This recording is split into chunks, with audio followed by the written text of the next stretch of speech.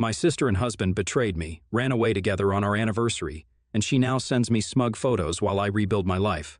My husband Caleb, male, 45, and I, 42, female, have been together for almost 10 years, married for 8. In the beginning, we were just so happy, you know? Every moment together was a piece of joy, filling our days with laughter, dreams, and all those little things that made us love each other even more. We were a team, tackling life side by side. Our smiles were contagious, and everything felt a bit better when we were together. Anniversary after anniversary, we soaked up the love we had, cozy Sundays and random date nights that just made everything feel right. Life was simple, and we loved every second of it. But out of nowhere, things started to change. Date nights became a bit tense, and the easy laughter didn't ring out like it used to. I started noticing that he slowly began to spend more and more time on his phone instead of with me. Date nights weren't as carefree anymore. There was this tension in the air. The happiness we had started to slowly disappear, and I couldn't shake the feeling that our relationship was slipping through our fingers. The intimacy we once had was slipping away, replaced by a growing distance that felt impossible to bridge. I started to suspect that Caleb might be having an affair. The late-night phone calls and mysterious messages got too frequent for me to ignore. I questioned the changes in his behavior, the way he seemed distant even when we were inches apart. But Caleb dismissed it, saying that I was reading too much into his behavior and that he was just busy at work. In my gut, I knew it wasn't just paranoia. It was a sense that our marriage was taking an unexpected turn. One day, while my husband was out walking our dog, I was doing his laundry and spotted a lipstick smudge on the back of his shirt. A chill ran down my spine. It wasn't just suspicion anymore. This was a very tangible sign that he had been intimate with someone. The reality of it hit me, leaving a knot in my stomach and a sense of unease that lingered in the air.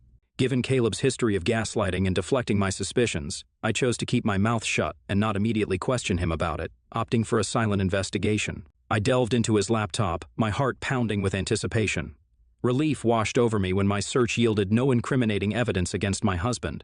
For a second, I could feel the weight of my suspicions ease, but as the pieces of the puzzle floated in my mind, I couldn't shake off the memory of that lipstick smudge on Caleb's shirt. It dawned on me. It couldn't have been just a random accident. After all, he wore a suit over his shirt every day for work, hence the perplexing lipstick mark on the back of his shirt couldn't be dismissed as a mere coincidence. I grappled with conflicting emotions, torn between the happiness of not finding anything and the persistent gnawing, feeling that something was amiss. On a Friday evening, I decided to surprise Caleb with a dinner date, hoping to rekindle our connection and perhaps delicately address the lingering question about the mysterious lipstick on his shirt. Eagerly, I headed to his office to pick him up, envisioning a night of connection and joy. However, my excitement soon turned to disappointment when a message from him claimed he would be working late due to an overwhelming workload. I sighed, accepting the change in plans without informing him that I was waiting for him downstairs. As I was just about to leave the vicinity, to my surprise, I saw Caleb exiting his workplace. I was confused as this conflicted with his message about a demanding workload. Puzzled, I watched him get into his car and drive away. Instinctively, with curiosity stirring within me, I decided to follow him. Little did I know that what I was about to see would shake me to my very core. I followed him and watched him pull into a bar. I was confused as to what he was doing there and why he was lying to me about it. As I discreetly observed him at the bar, my worst fears came to light. He was going up to different women, chatting with them casually, exchanging numbers nonchalantly. The sight was beyond shocking, to see how at ease he was around other women, given that we are married. Driven by a mix of disbelief and desperation, I decided to discreetly approach a woman Caleb had just exchanged numbers with. She had come out of the bar and was probably waiting for her Uber. I went up to her and straight up asked her about Caleb. With her eyebrows raised, she asked if I knew him, and I replied that he was my husband. Her eyes widened in shock, and she promptly confirmed my worst fears. Shockingly, she disclosed that Caleb had portrayed himself as a divorced man who was going through a tough time. He had made up a sad story about himself and his imaginary ex, who had apparently cheated on him. I was beyond disgusted to hear the truth about my husband. I couldn't believe that he was going around lying to strangers just so he could hook up with them. The realization hit me like a gut punch, and I felt an overwhelming urge to puke.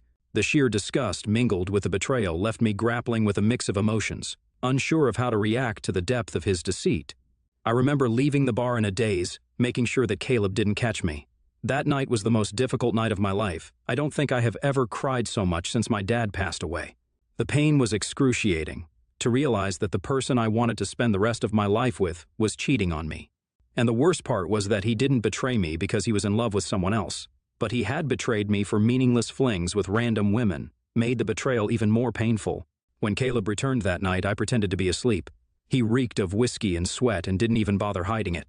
His brazen attitude hinted at his growing arrogance, where he had started to think that he could just get away with something like this. I stayed awake the entire night, thinking of my next steps.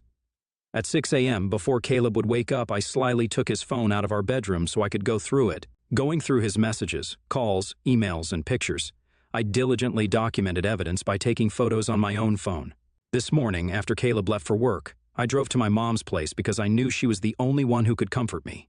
At my mom's place, I poured out my heart, sharing every painful detail of the discovery. She listened patiently and was beyond outraged that Caleb could do such a despicable thing. My mom, being the rock that she is, discouraged me from confronting him about it because she knew Caleb could spin the story and would never admit his mistakes out loud. She urged me to start researching and consulting with a lawyer to understand my legal options. She told me what was at stake here if I continued this marriage with a cheating husband. I was a bit disoriented, but I understood her sentiments. I asked her to keep the news of my divorce private and not tell the rest of the family about it yet, and my mom agreed. For the next few weeks, I delved into researching and contacting potential legal representatives, seeking someone who could guide me through the upcoming challenges. Working from home allowed me the flexibility to invest time in finding the right lawyer. I knew it was time to be strategic and ensure the best outcome for myself. This is how I met Loretta, an adept Latina attorney renowned for her representation of women in extramarital affair cases during divorce. I sat down with her, and together we strategized a plan to navigate my situation. We discussed potential approaches and legal steps to ensure a smooth process as I prepared myself to move forward with my decision to end my marriage. Everything seemed to be going smoothly, and I was getting ready to face Caleb. He had no clue about what I was going to do and kept up with his late-night work routine. Our anniversary was just around the corner, and I didn't want to spoil the memory of our marriage with divorce papers, so I decided to wait until after our anniversary celebration to break the news to him. Little did I know, things were about to get even worse. On that fateful anniversary, I prepared an amazing dinner for Caleb, thinking that this was going to mark our last dinner together ever as a couple.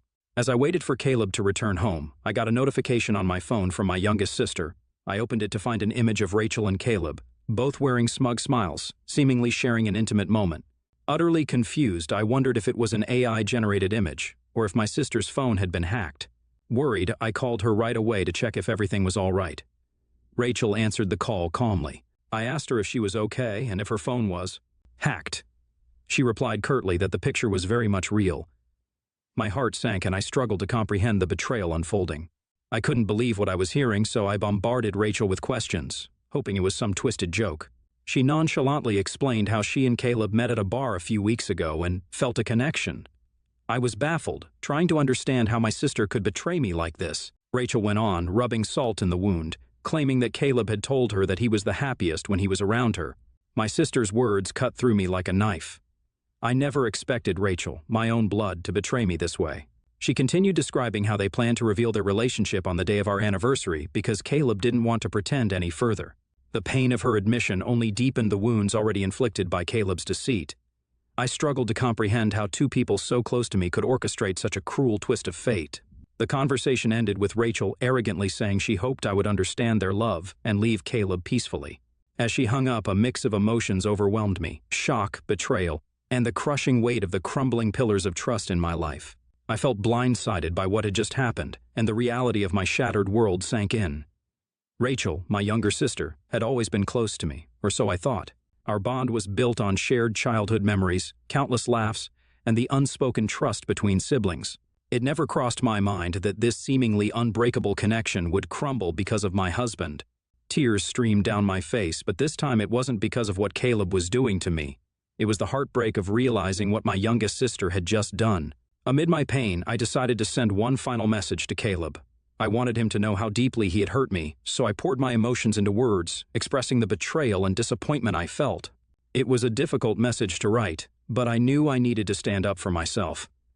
I sent a picture of the divorce papers we were about to sign, along with the message that I would be leaving these papers for him at home, so he should sign them at the earliest. I also sent the same picture to my younger sister, wishing her good luck once she uncovered the truth about Caleb, and letting her know that I was about to divorce him the next month anyway. I anticipated the smugness in her expression might crumble once the reality of her choices sank in. With the weight of my decisions pressing on me, I gathered the strength to get ready to move out. I called my mother to ask if I could stay at her place. She could sense something was amiss from the tone of my voice and urged me to come over immediately, her concern echoing through the phone. When I arrived at her place with my packed belongings, the floodgates of emotions burst open. I broke down in tears, finding solace in the comforting embrace of my mother, who kept asking if Caleb had done something to me again. I didn't know how to tell her what Rachel had done to me, so I showed her the picture that my sister had sent me earlier. My mother's eyes widened in shock as she stared at the picture, and a heart-wrenching scream escaped her lips. The realization of what my sister had done hit her like a tidal wave. She collapsed onto the couch, her face twisted in disbelief and anguish. Amidst her breakdown, she uttered words of disbelief, questioning how Rachel could betray me in such a way. In the midst of her shock, she held me close, assuring me that we would get through this together and that she would support me no matter what. Her words were a comforting balm, offering a glimmer of strength in the face of the painful truth. In the days following this incident, I found myself emotionally drained, unable to summon the strength to even get out of bed. The weight of the betrayal, coupled with the exhaustion of countless tears, left me feeling like a mere shell of myself. Sleep became both my refuge and my escape from the painful reality. My mother, fueled by a mix of anger and concern, took it upon herself to confront Rachel. She has called her repeatedly, hoping for some semblance of remorse or understanding. However, each conversation has only fueled Rachel's defiance. Instead of acknowledging the pain she has caused, Rachel insists that her newfound relationship with Caleb is rooted in love and keeps vehemently denying that she did anything wrong. She has also gone as far as to say that Caleb was never happy with me anyway. In the moments of silence, my mind keeps replaying the image of Caleb and Rachel's smug smiles. The betrayal cut deeper than I could have imagined, and the wounds have festered with each passing day. I kept going back and forth on whether I should tell Rachel the reason why I was going to divorce Caleb. She seems to be oblivious about the depth of his betrayal, and I know Caleb won't ever tell her anything. However, Rachel's unabashed smugness and apparent lack of empathy are making me wonder if I will be the a-hole for not giving her a heads up, at least about what lies ahead for her if she goes along with her decision. Update 1. I have woken up to hundreds of messages and comments from people expressing their support and reaching out to show they care. I am truly grateful to everyone because I didn't expect such a positive response when sharing my story.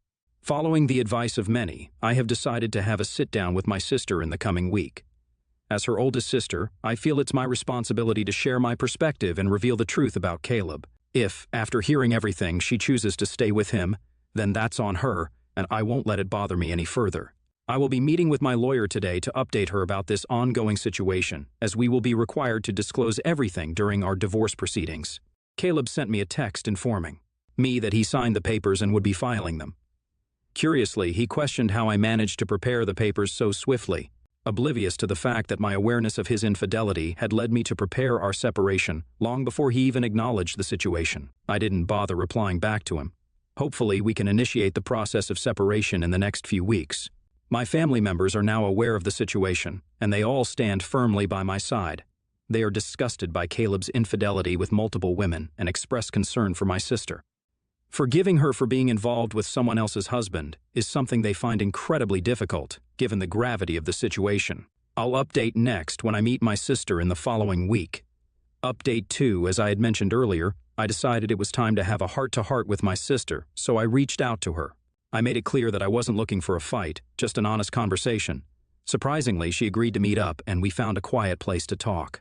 When we finally met, I could feel the tension as we sat down for what was going to be a very difficult conversation. I urged Rachel to be honest and open, assuring her that I wanted to know what was going on inside her head.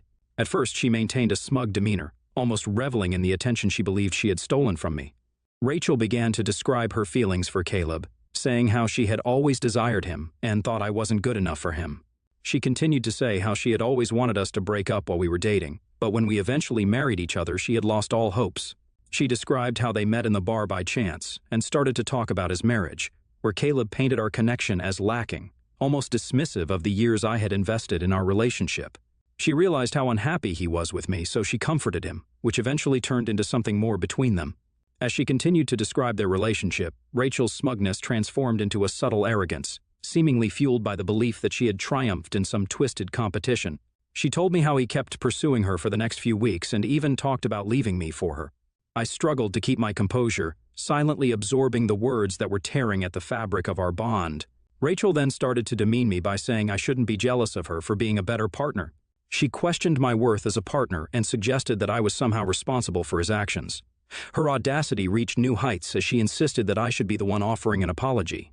According to her, I was the catalyst for the anger and disapproval flowing from our family members. In her warped version of reality, the blame shifted onto me, as if my pain and the betrayal I was experiencing were mere inconveniences in the grand narrative she had constructed in her own head. I chose not to engage in this futile argument, as I knew her accusations were unfounded. Instead, I maintained my composure in my attempt to keep the conversation civil. I was about to reveal my side of the story when Rachel dropped a bombshell. She revealed that she had recently discovered she was pregnant with Caleb's child. This revelation hit me like a ton of bricks, and I felt a deep sadness thinking about how this would connect her to Caleb forever. She explained that she and Caleb had discussed their options and, despite the strange circumstances, they had decided to move forward with the pregnancy. Rachel seemed to be relishing the idea of her future with Caleb, her confidence evident as she detailed her visions of family life with him. The joy in her eyes seemed oblivious to the horror on my face as she shared this. A mix of emotions flooded over me. Sadness for my sister, frustration at the predicament she found herself in, and a profound sense of hopelessness. I took a deep breath, with measured words, and started to reveal my side of the story. I explained that my decision to divorce Caleb had been in the works for weeks. I recounted finding a lipstick smudge on his shirt a few months ago and gradually discovering his interactions with women in bars. I continued revealing how he had been unfaithful for a long time, leading me to stop being intimate with him after learning the truth. Hearing this, Rachel immediately started denying that this could be true, insisting Caleb would have told her otherwise. I shook my head at her callousness, making her realize she wasn't the only woman Caleb could have cheated on me with. Her initial disbelief gradually gave way to the undeniable truth as I presented pictures, emails, and messages that laid bare Caleb's deceit. I explained how I had been preparing to divorce him and was planning to serve him divorce papers after our anniversary. Rachel, confronted with the evidence, started to backtrack. She claimed that even if Caleb cheated, he loved her and they were meant to be together. I retorted that their connection was built on a bunch of lies. As she tried to continue to defend Caleb's actions, I highlighted how I had felt the same way as she did when I first found out about what he had been doing and the emotional toll it had taken on me. In the midst of our conversation, her initial arrogance waned, and she began to grasp the gravity of the situation. When I questioned her how she could betray me like this, she appeared remorseful but insisted that her feelings for Caleb overpowered any sense of familial loyalty. She kept insisting that what they had was special. By this point, there was nothing left for me to say, so I quietly accepted the fact that my sister was making choices that would forever alter our relationship. With a heavy heart, I bid her adieu, wishing her the best of luck in the challenging path she had chosen with Caleb. The weight of betrayal lingered, but I had made my peace with the fact that our bond was irreparably damaged by the choices she had made. Since talking with my sister, I have found a sense of closure that has lightened my heart. I'm lucky to have my mother by my side during these challenging times, providing the support I need as I navigate through the emotions and uncertainties ahead. Update 3. It's been 5 months since my last update, and life has taken unexpected turns. The divorce proceedings with Caleb have been almost finalized. Luckily, we don't have kids or much stuff to split, so we're close to wrapping it up. This will mark the end of a chapter in my life that I can't wait to close and move on from. While the legal process has been challenging because I have to face Caleb every time, I find solace in the support of friends and family who have rallied around me during these tough times. The news of my sister's pregnancy hit my mother particularly hard when she found out. Her initial shock turned into deep disappointment. She has since refused to talk to Rachel. The hurt was evident in her eyes as she still can't fathom the choices my sister has made. On the other hand, Rachel has not reached out to me since our last meeting. Despite the shock of discovering Caleb's betrayal, she has chosen to continue her journey with him. The pregnancy is progressing, and Rachel and Caleb will be becoming parents very soon. While part of me wishes them well for the sake of the innocent life that they are planning to bring into the world, the scars of betrayal still linger. Amid these challenges, I am dedicated to working on myself and leaving all this toxicity behind me. I want to work on my personal growth, find joy in simple pleasures, and nurture the resilience within me. I have rediscovered some of my old passions and rekindled friendships with old friends that had otherwise taken a backseat during my marriage with Caleb. I know, with the passage of time, my wounds will eventually heal, and I can't wait to see what lies ahead in my life. Thank you to everyone who has been a part of this journey, offering support, empathy, and encouragement. While the road ahead remains uncertain, I embrace the possibilities and count the blessings that come with each new day.